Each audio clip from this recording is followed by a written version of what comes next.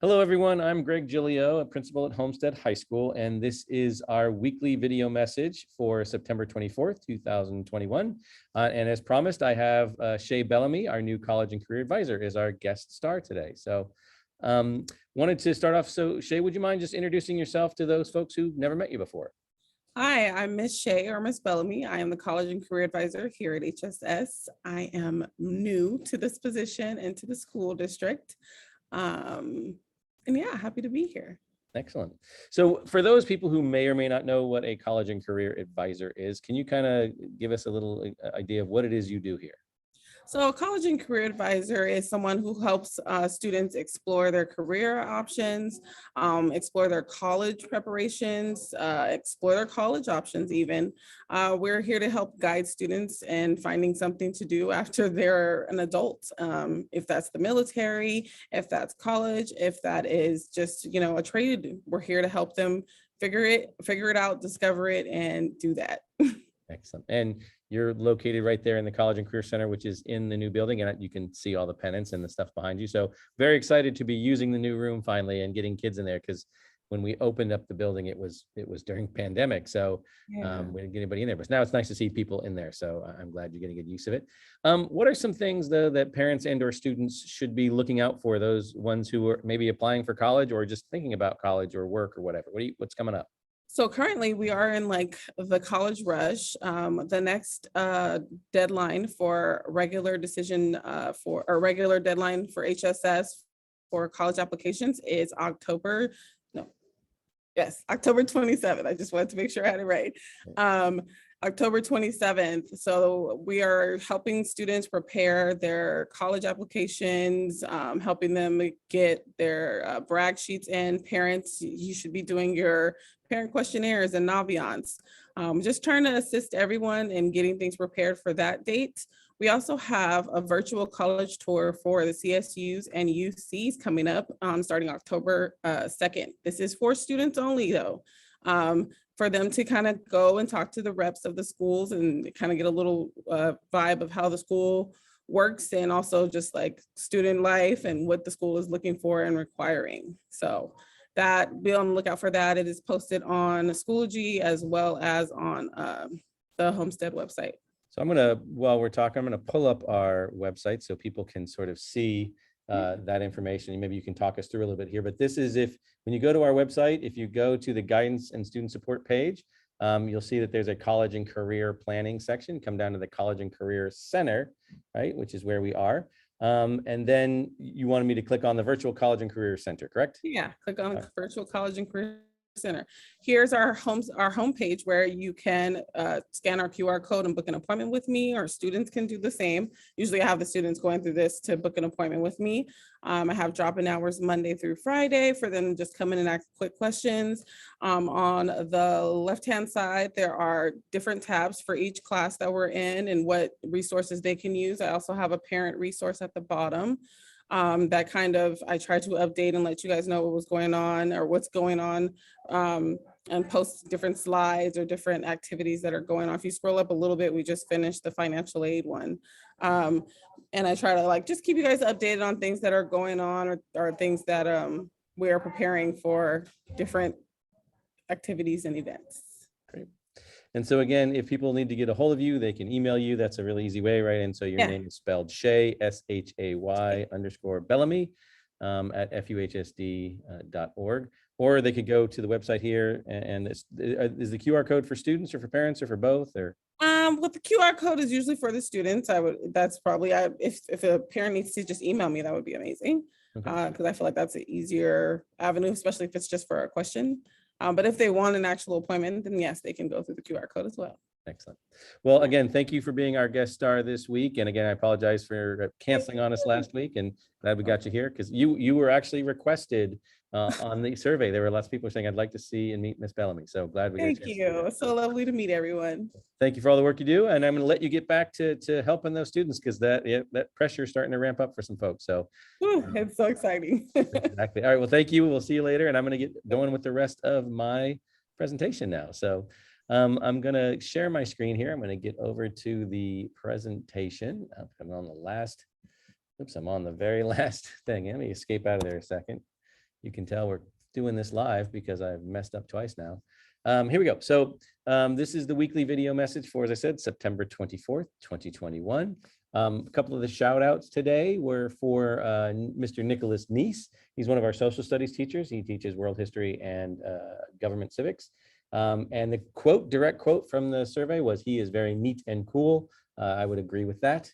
And so on to number 2, we've got Jessica Bai, who is one of our Chinese teacher. She was actually given an award just now called the Yao Memorial Award for Outstanding New Teacher by a group called the Chinese Language Association Secondary Elementary Schools, or CLASS. So again, congratulations to Jessica for getting that. We really are super happy to have her. It's her first year at Homestead, but we're super glad to have her around. She's been great.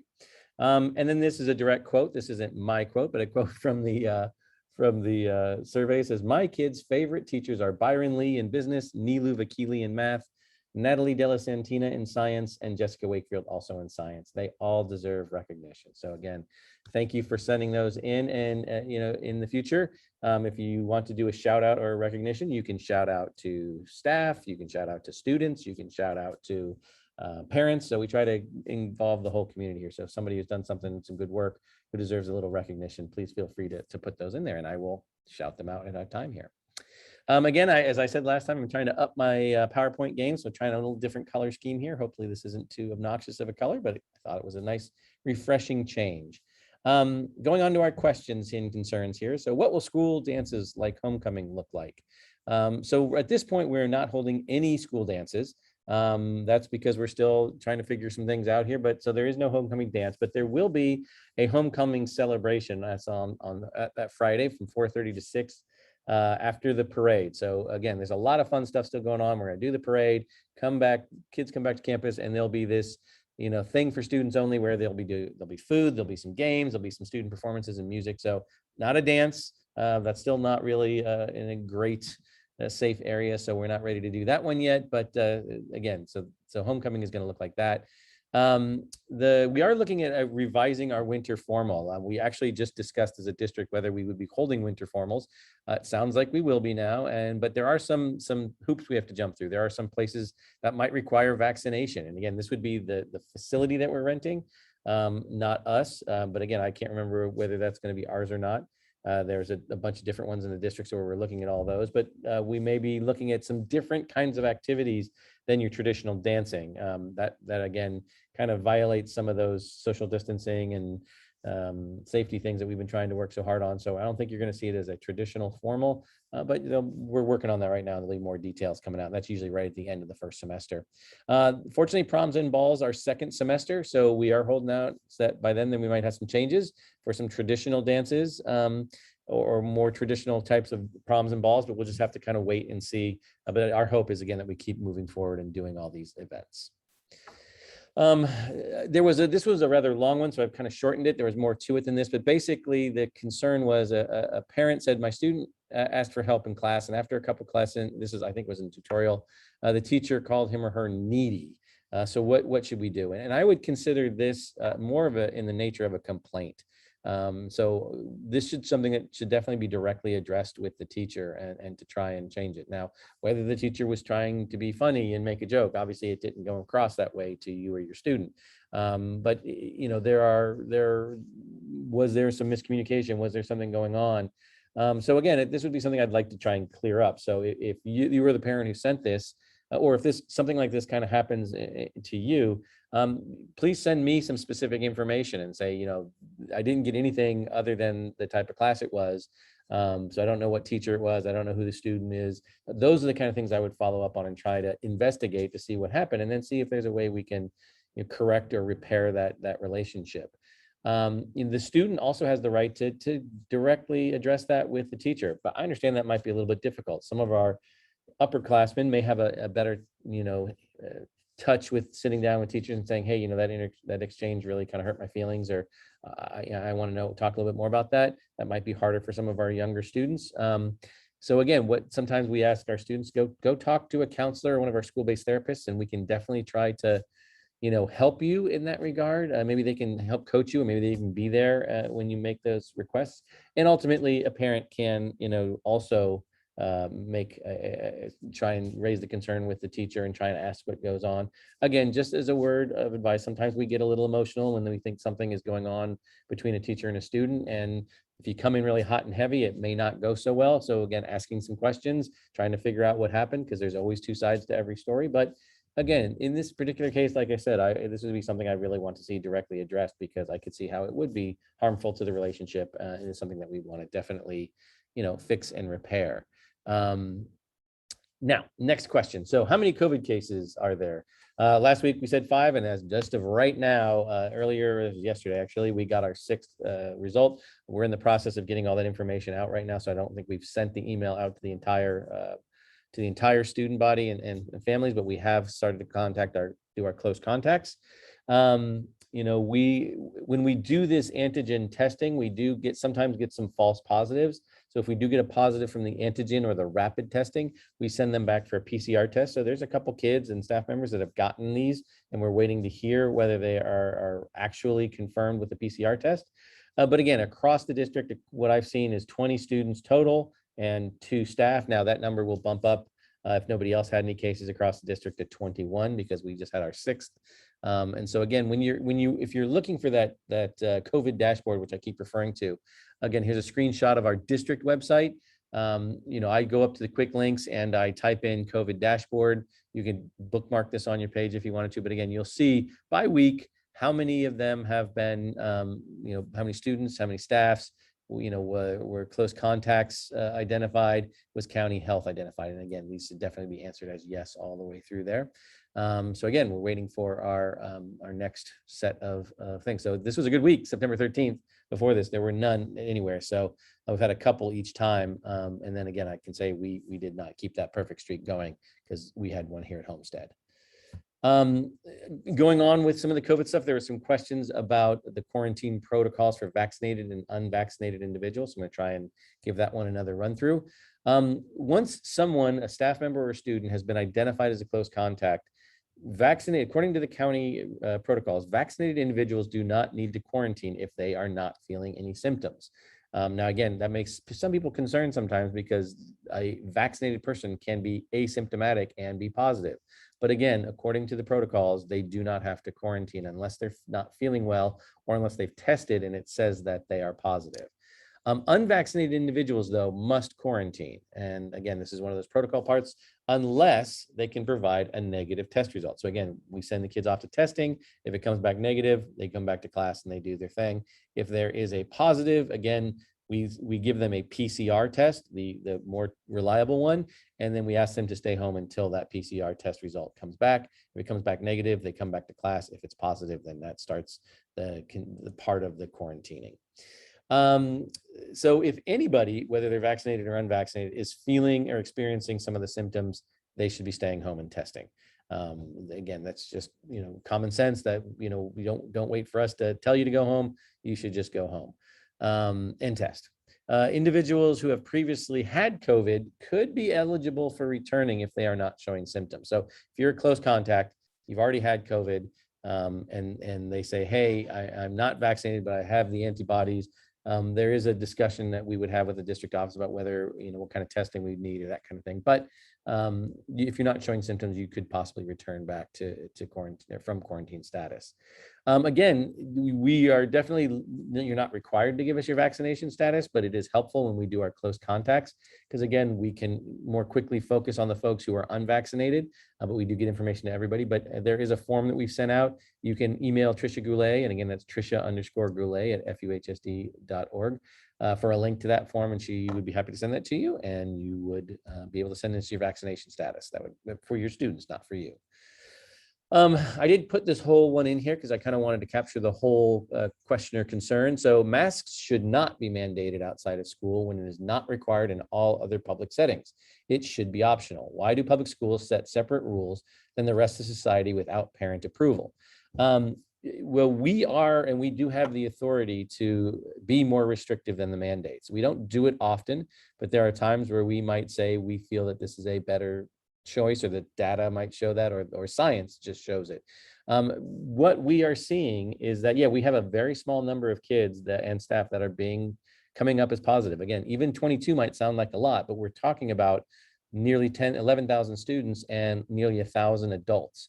So that's pretty good numbers in terms of that. So I think you could say that the data is showing a good and positive thing in the fact that we're not having huge outbreaks. And again, what we're also not seeing are kids who are coming to us positive and then spreading that to a whole bunch of other kids. And I would attribute that to things like our HVAC system and our masking policy. So really why we went to the outdoor mask things was we want to keep your kids in school. We want to keep our teachers teaching. We want to keep our kids learning. So the more protection we can have, the better. So again, yes, we've done HVAC systems and yes, people may be vaccinated, but why not go the third extra step and be triple sure? That significantly reduces your chances of getting it or a student getting it and bringing it home and getting everyone sick. That's where we are seeing some of the problems, is that families are spreading it amongst themselves because they really don't have a way to separate, or they're not wearing masks, or maybe some of the younger kids aren't vaccinated, right? That kind of thing. So again, right now we're trying to be as safe as we possibly can. And quite frankly, it is nearly impossible to keep 2,400 unmasked students who are outdoors into a 6-foot distance from each other, because that's what it really says. It says if you can be without 6 foot, in 6-foot distance, you can take your masks off. But that's just not possible. Your kids are all over the place. They get very close when they talk. They're always hanging on each other. So it's not very safe to do that outside. Even though you're outside, you're still in amongst a big crowd of people, and we just want to keep everyone safe. So again, we are seeing success with it. We are keeping kids in class, and that's why we're going to do it. And that's why we reserve the right to be a little bit more restrictive. Now, this wasn't just Homestead's decision. This was the district's decision, but I do 100% support it. There were a couple questions regarding our discipline incident last week with the student who came to campus with a gun. One of the questions was, some teachers did not discuss it the next day. And so what was that, an option, or what was going on with that? And so again, when there's a traumatic or big incident like this, there are some kids that are significantly affected and they don't want to talk about it. And there are kids who do want to talk about it. We did give our kids the option to ask some questions or want to know a little more. Mostly kids want to know more details, like who did this and what's happening to them. Those are things that we can't really share because they're confidential or because they're part of a police investigation. So there's not a lot of information that we're going to give outside of what we gave in that email. But what we did have available where students could come to see school-based therapists or counselors if they were struggling with it and having a really hard time with it. And so we did do a voluntary debrief on Wednesday of this week, on the 22nd, where I opened it up to the entire school during tutorial at about 60 to 70 students. That was a pretty good number. They were pretty respectful. They had some really good questions. Most of the questions were kind of like, well, tell me more about this, or what's this? Some of them were though, like, what do I do in the event of this? Or how can I tell if, those kinds of questions. So, we did debrief with students. We debriefed with parents at our parent webinar, which again, that's the last thing we did do. A recording is available. We'll be sending that out, so in case you didn't get a chance to see that. So we gave information there. We also debriefed with our staff or with different departments. I did a debrief, or what they call an after action review, with both Sunnyvale Department of Public Safety and the Santa Clara Sheriff's Office together to talk about how we can improve our reactions and our actions during that time. While this was an extremely stressful event, it unfolded like a textbook, and things were resolved quickly and safely. But we still do a debrief and try to figure some of those things out. There was a question about, we heard there was police presence. I didn't see them, or is they still there? Are they gone?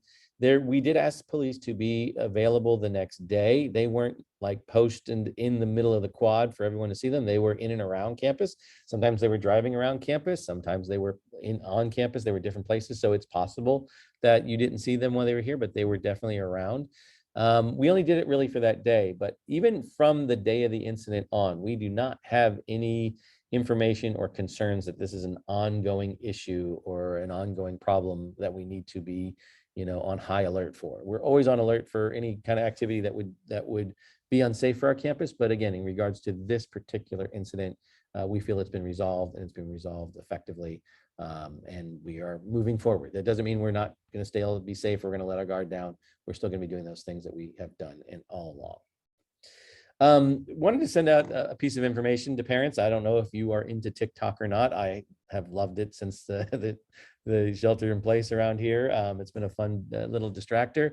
But there are some trends on here that can sometimes be disturbing. And one of those new ones is called Devious Licks. And this is a challenge that students are taking where it is to lick or steal / destroy items from a school or even a public, business or that kind of thing. And show the results on TikTok. So you'll see these bathrooms at schools that are just trash. They'll have things torn off the wall, paint on the wall, red dye, clogging up toilets, all that kind of stuff, which is, again, costly, just unnecessary, and forces, a lot of work to be done in terms of fixing them, in terms of monitoring bathrooms. That's something we would really rather not do. This has happened at a couple other schools in our district, but fortunately not ours. Again, our kids are amazing, so thank you very much for that. But we would just appreciate some help. If you're hearing your kids talking about things like this, or maybe even talk to your kids about, make sure this doesn't happen, or if you see it, let the office know, because we definitely want to crack down on it. At the other schools where this has happened, there's been some very serious consequences because of the amount of damage, the type of damage, the type of disruption that's going on. So we really don't want that to happen here. So again, if you see anything on TikTok that's related to our schools or to HHS, please forward it to our deans and we will follow up on it. But again, we hope to pass by this trend. So again, we like the puppies and the good fun thing on TikTok, but not these kinds of things. So hopefully, we don't have this problem here at Homestead. That brings us to our important dates. So again, today, the 24th, is the end of the first grading period. You'll see progress reports for those students who have D's and F's. You can always see grades in Schoology or in IC, so that you don't always have to wait for the grading period. But again, just so you understand, this is a progress report. It's a snapshot. It's not a real or final grade. If your student has a poor grade, that's a time to talk to your teacher, to talk to your student, make some changes. This is 6 weeks in. We still have 12 more weeks. What can be done to fix those grades? If things are going great, excellent. Congratulate your student and give them a reward, or give them some time off or some video games or whatever gets them, to feel relaxed because they deserve it. But then to also stay on them because they still have 12 weeks where that grade can go down. So again, just because you have an A in the 6-week mark or an F in the 6-week mark doesn't mean it's going to stay that way. So you got to make sure you're doing the work to keep it where it needs to be or to get it up from where it was. As Miss Bellamy talked about, that virtual college fair is from October 2nd through the 16th. Please go to the website where we showed you and log in for that. That looks like a lot of really good information that can help you. We have the Tournament of Bands on October 9th. So again, that's a real fun event. So get to hear some good music from schools all around our district and around the area. As we've talked about a bunch of times, our homecoming week is that week of October 11th. So looking forward to having some fun events that would come along with that. Again, no homecoming dance, but a homecoming celebration after the parade, as we talked about. We do have our fall play starting on the 23rd. So again, get your tickets and come check out our creative performing arts department. Also, a couple things in regards to the yearbook. On October 29th, there's the early bird deadline for senior yearbook ads. Those are the ads in the back that parents or friends like to take out and, to honor the kids graduating from high school, the seniors. And so it's a better price the earlier you get in. And senior quotes are due. And so again, if you want to have if you're a senior and you want to have a quote underneath your senior picture, you need to get it in, because there's a process we go through to look through them, review them, make sure they're school appropriate, and then get them into the printers. And then starting in November, save up your canned goods, because we'll be doing a canned food drive all that week.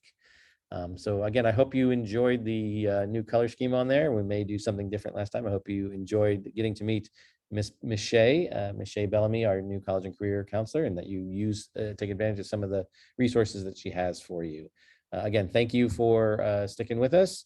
And again, please send in your questions and comments or your shout outs to the survey. I hope you have a wonderful weekend. This is the last Friday in September, if you can believe that. We're almost into October. And we will see you next week when it is October for another weekly video message. Take care, everyone. Have a great weekend.